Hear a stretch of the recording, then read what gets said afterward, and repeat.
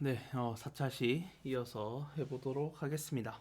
음, 케라스를 이용해서 그러면 피마 인디언들의 당뇨병 예측을 실행을 할 건데요.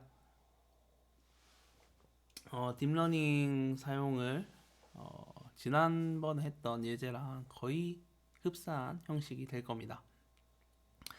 방금은 가장 그래프로 클래스에 가장 영향을 크게 미치는 그 플라즈마라는 요인을 확인을 해봤고요.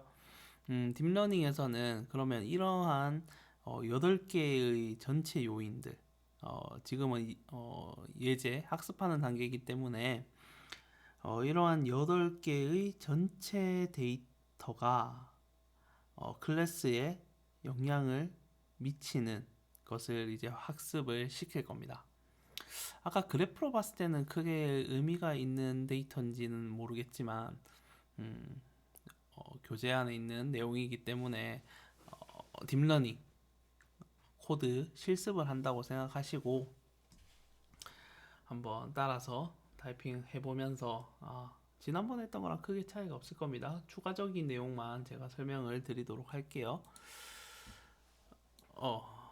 잠시만요. 그러면 지난번에 했던 거 기억나시죠? 첫 번째 텐서플로우의 케라스의 모델에서 시퀀셜을 임포트합니다.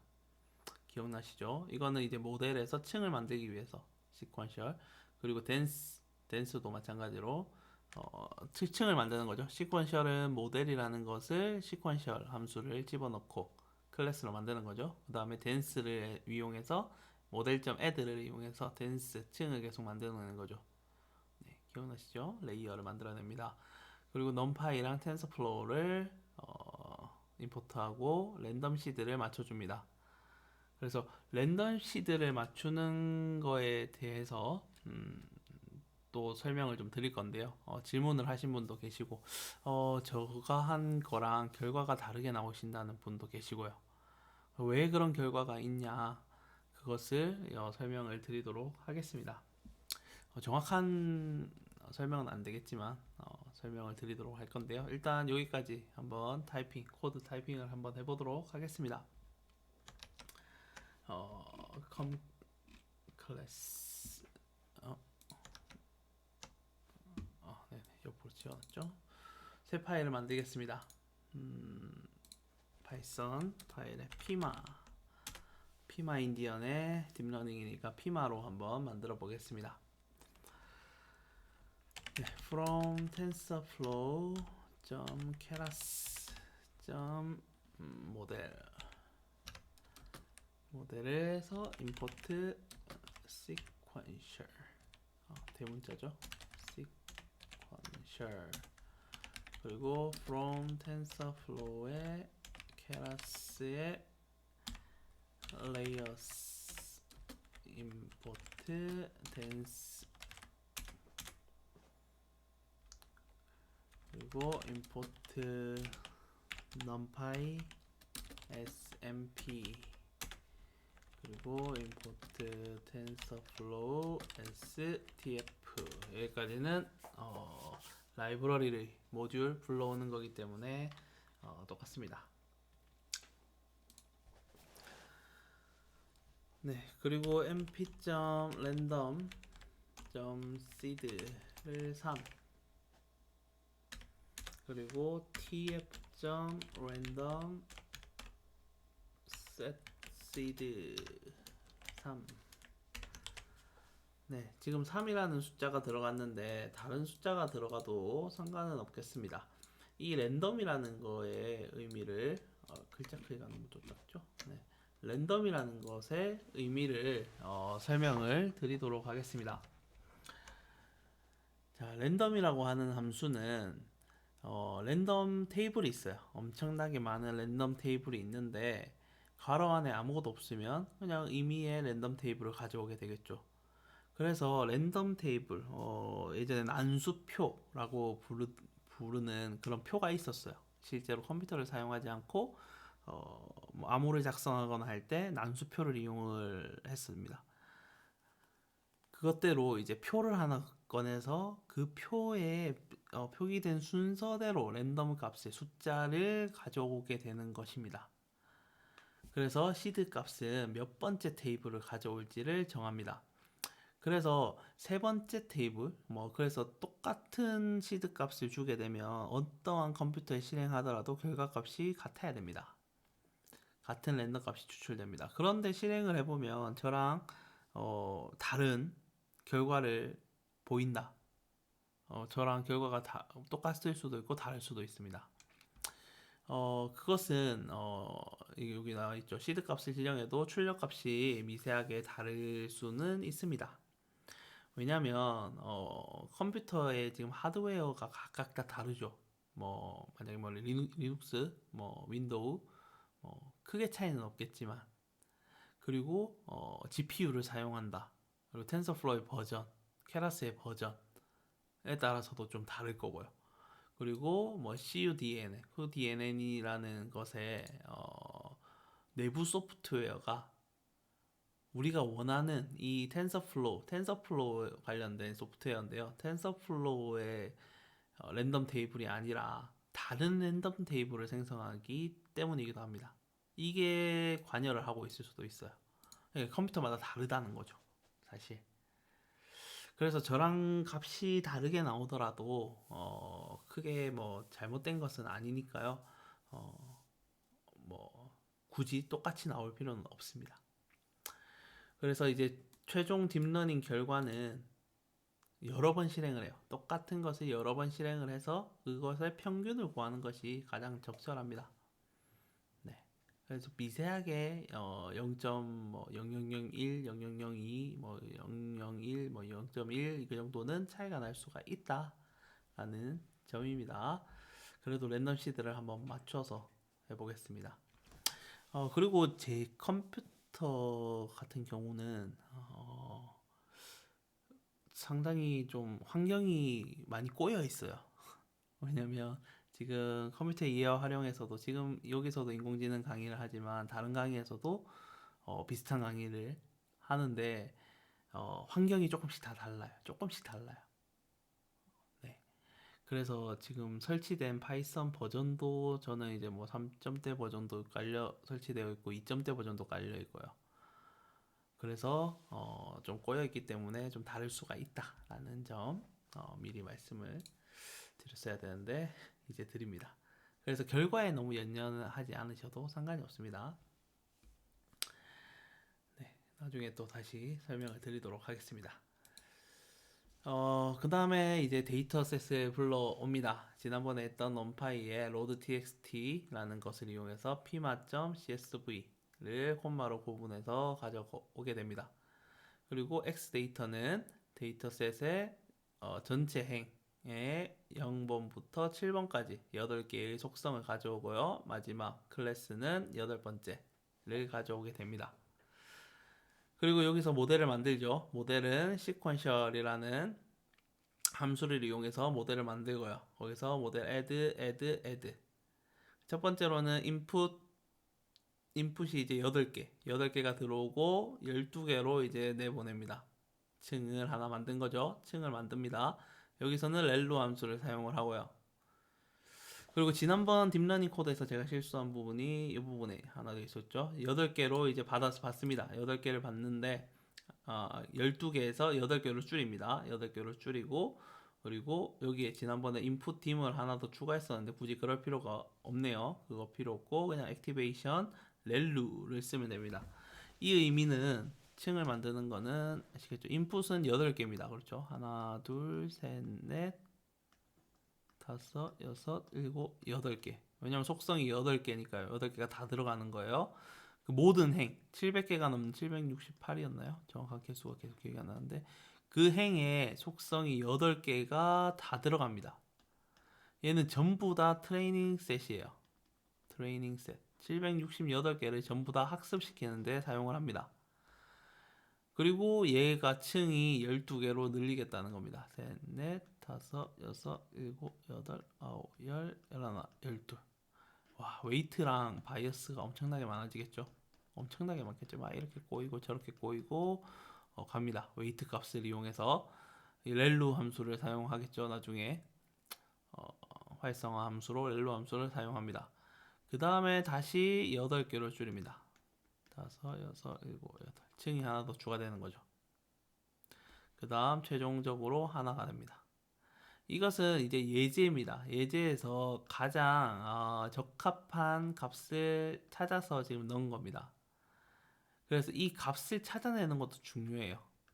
층을 몇 개의 히든 레이어를 만들 것인지도 중요합니다. 더 많았을 때 효율적일 수도 있고요. 아니면 2층이 아예 없을 때 효율적일 수도 있고요.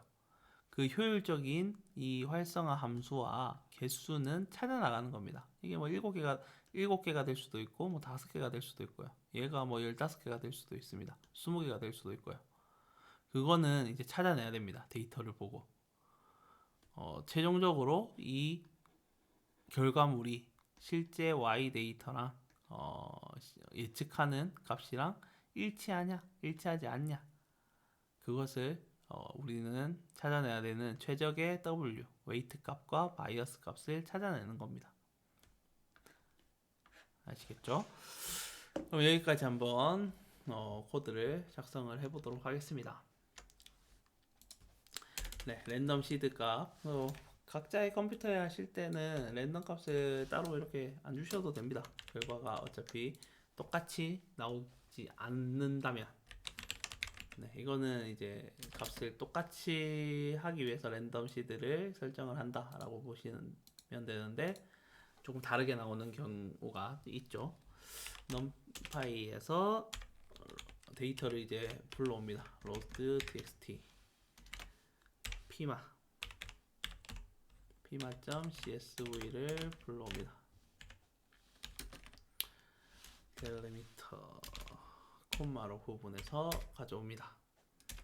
그리고 x 데이터, x는 데이터셋의 전체 행의 0번부터 8번까지, y 데이터는 데이터셋의 전체의 8번.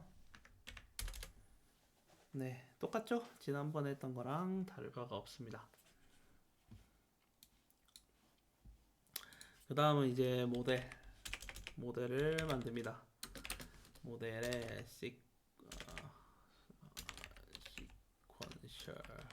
함수를 모델로 만들고요. model.add dance 12개의 히든 레이어를 만들고요.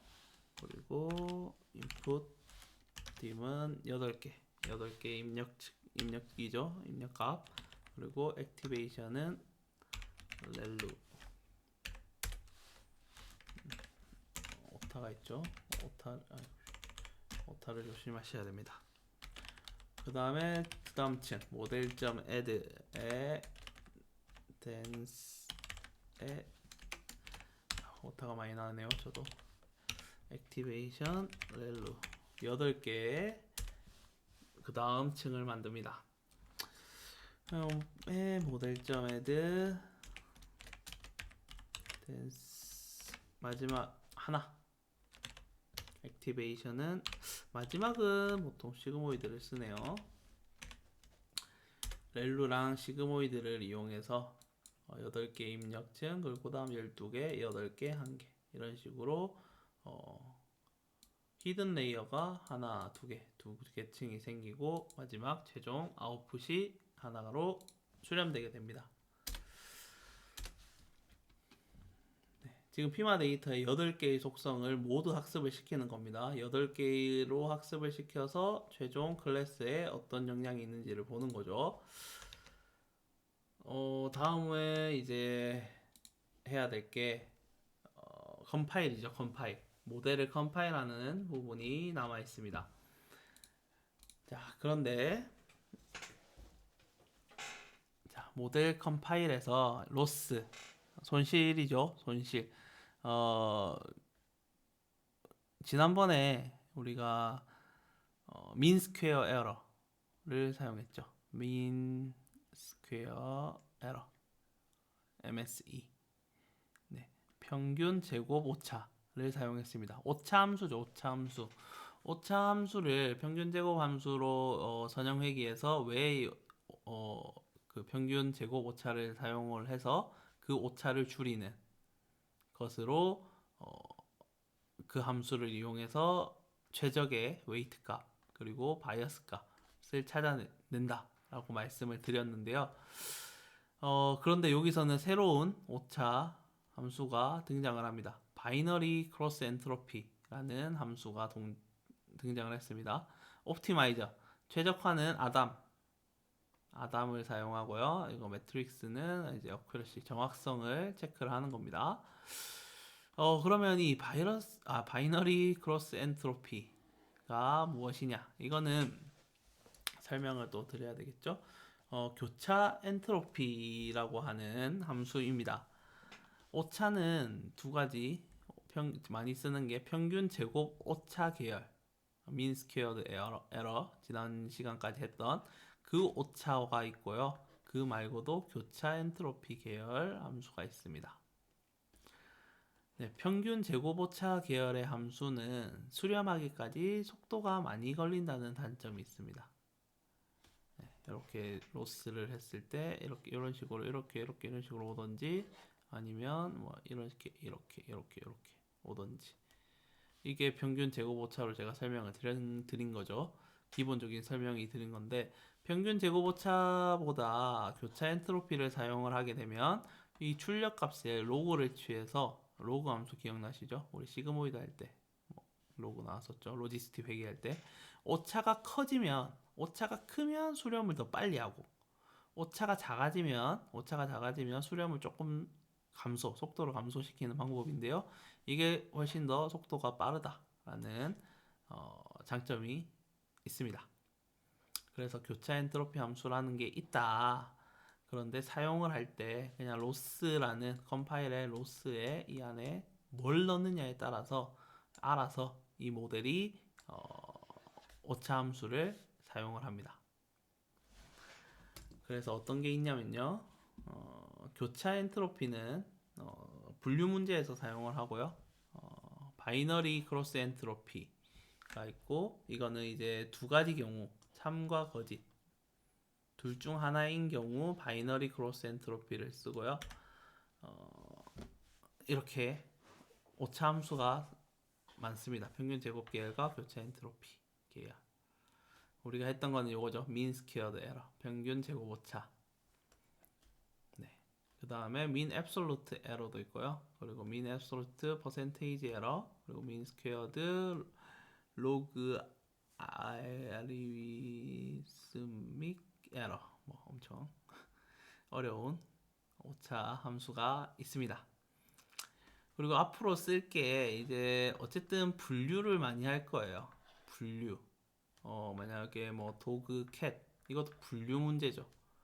그리고 방금도 뭐 우리 지난번에 했던 게 뭐 폐암이든 아니든 아니면 당뇨가 맞든 아니든 이게 다 분류 문제죠. 분류 문제에서는 교차 엔트로피 계열을 보통 쓴다. 앞으로 아마 교차 엔트로피를 많이 쓴다라고 보시면 됩니다.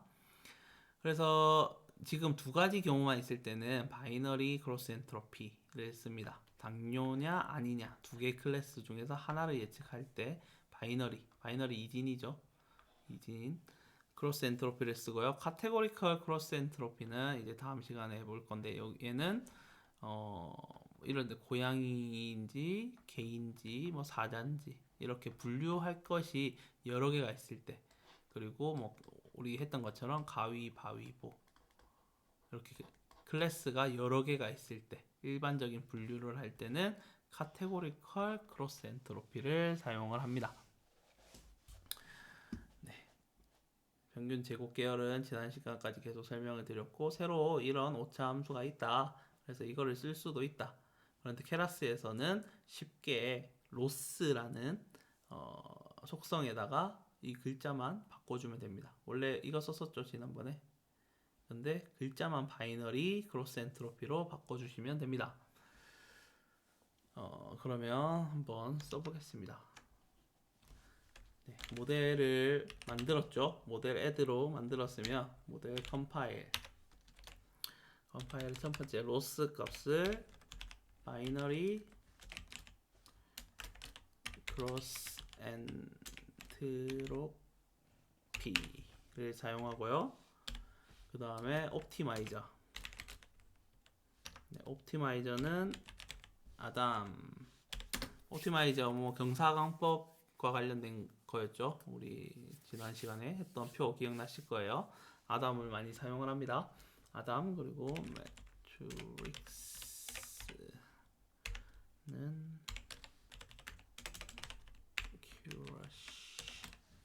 네, 정확도. 이 모델의 정확도를 보겠습니다. 순서는 아시겠죠? 임포트하고 함수든 뭐 라이브러리든 불러와서 랜덤 시드 정하고 데이터 불러오는 부분, 그리고 데이터를 정제하는 부분, 그리고 모델을 만들고 모델을 컴파일하고 마지막으로 모델을 피트하면 되죠. 핏. 네, 적용해 보는 겁니다. 여기까지는 무엇을 쓰고 모델을 만든 거죠. 이렇게 쓰겠다. 이제 이렇게 돌리겠다라는 틀을 만들었죠. 그럼 그 틀 안에 재료를 집어넣는 것은 fit가 합니다. x랑 y를 집어넣죠. 그리고 epoch 반복 200번 반복해 볼까요? 그리고 배치 사이즈 몇 개씩 넣을 것이냐? 10개씩 넣겠다. 200번 반복하면서 10개씩 넣겠다. 그러니까 768개였나요? 그 데이터들을 계속해서 반복해서 200번 반복해서 이 모델을 돌리겠다는 겁니다. 이 모델을 한 번 할 때마다 전체를 200번을 돌리겠다는 겁니다. 768개 맞나요? 그만큼을 200번 돌리겠다는 겁니다. 그것을 10개씩 쪼개서 넣겠다는 거고요. 네, 그래서 이렇게 실행을 해보면 얘를 pima.py를 실행해 보겠습니다. run pima. 그러면 시간 오타가 있죠?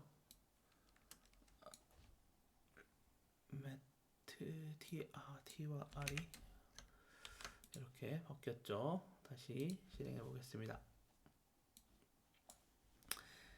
실행을 하게 되면 이렇게 200번이 반복이 됩니다. 네, 상당히 오래 걸리고 마지막 정확도가 0.7786이 나온 것을 볼 수가 있습니다. 원래 그 컴퓨터에 따라서 조금 달라요. 저는 맨 위에 이런 글씨가 뜨죠. 이 뜨는 CPU에 따라서 다릅니다. 제 CPU 같은 경우에는 뭐 더 빨라질 수 있는 여지가 있다라는 그런 부분이고요. 768개의 샘플을 학습을 시킵니다.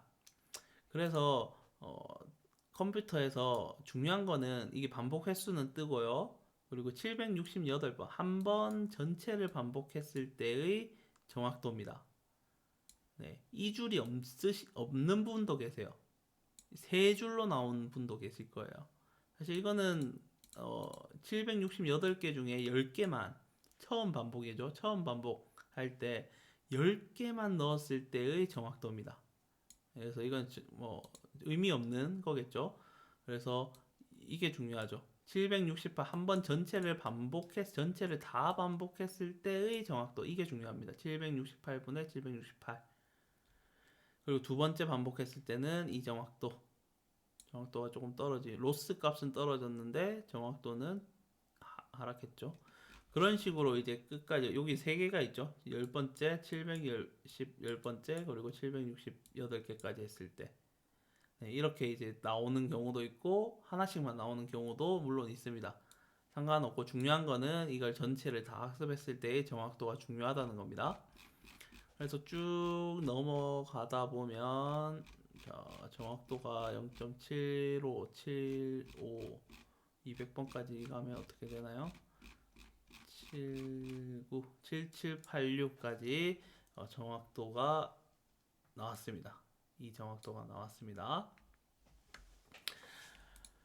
그러면 여기까지는 사실은 모델을 만든 겁니다. 모델을 만들어서 적용을 했죠. 이 데이터를 가지고 모델을 만들었고요. 모델을 새로운 데이터에 적용을 해봐야 됩니다. 네, 당연하죠. 이래서 이 모델을 만들었으면 사실 이 모델을 세이브가 있습니다. 네, 모델 1.h 뭐 이런 파일로 모델을 저장합니다. 저장을 해서 다른 데다가 쓸 수도 있고요. 당연히 써야 되겠죠. 쓰려고 이제 모델을 만드는 거니까요. 모델을 만들어서 다른 파일에서 다르게 파일을 만들어서 다른 케이스에 넣어보는 거죠. 네. 실제 자, 다음 주에 해볼 내용을 설명을 먼저 드리면요. 방금 같은 경우에는 768개의 이 데이터가 있으면 모두 다 트레이닝을 시켰어요. 학습 모두 이제 트레인 데이터가 768이 된 거죠. 그러면 이 데이터밖에 없는데 그러면 새로운 데이터를 여기 넣어야 되잖아요. 모델을 만들었어요. 방금 모델을 만들었죠. 모델을 만들어서 이 새로운 데이터가 넣었을 때 정확한지 안 정확한지를 확인을 해봐야 됩니다. 네. 그런데 이제 새로운 데이터를 지금 구하기 수도 없고 얘를 검증할 방법도 없는 거죠. 지금까지는 768개를 전부 다 학습으로 했으니까. 네, 그래서 다음 시간에 해볼 것이 768개 중에서 일부는 트레인으로 학습할 때 사용을 하고요. 트레인 데이터랑 테스트 데이터를 구분을 해서 모델을 만들고 그리고 테스트를 해봐야 됩니다. 모델이 확실하게 맞는지 아닌지를. 네. 이것을 이제 다음 주에 할 거고요. 그리고 이제 딥러닝의 다음 주에, 지금 다음 주가 13주고, 14주에 평가를 해야 됩니다. 그렇죠. 14주까지 평가를 완료해야 되기 때문에, 평가는 다음 주에 설명을 드릴게요. 뭐, 그렇게 어렵지 않는 평가 방법이 될 것 같고요. 다음 주까지 제가 알려드릴 내용을 마무리를 해야 될 것 같은데요. 이러한 부분, 아직까지 알려드려야 될 부분이 상당히 많긴 하지만, 일단 트레이닝 데이터랑 테스트 데이터를 나누는 방법 한 가지 다음 주에 하고요. 나눠서 정확도를 확인하는 방법 한 가지. 그리고 두 번째로는 다양한 뉴럴 네트워크를 사용하는 다양한 것들이 있어요. 컨볼루션 뉴럴 네트워크. 이거를 다 다뤄볼 수 있을지 모르겠지만 이 다양한 뉴럴 네트워크를 활용한 기술들을 소개를 드리겠습니다. 대충이라도 소개를 드려야 이런 기술들이 있구나. 뭐 비전, 뭐 사진을 이용한 그리고 뭐 카메라에서 영상을 이용한 인공지능도 있죠. 그리고 음성을 이용한 방법도 있죠. 뭐 이런 것들이 있는데 이런 것들이 어떤 식으로 동작하는지는 알고 계셔야 되겠죠. 네. 그래서 대략적으로 이러한 내용들을 다음 시간에 다루고 다음 시간에 평가와 관련해서 내용을 안내 드리도록 하겠습니다. 네, 이번 주는 여기까지 하도록 하고요. 조금 더 시간이 많으면, 주차가 조금 더 많으면 좋을 것 같은데, 조금 아쉽네요. 실제로 강의실에서 했으면 더 많은 내용들을 더 정확하게 자세히 전달을 해 드렸을 텐데, 조금 아쉬운 부분이 있지만, 네, 오늘은 여기까지 하고 강의를 마치도록 하겠습니다. 수고하셨습니다.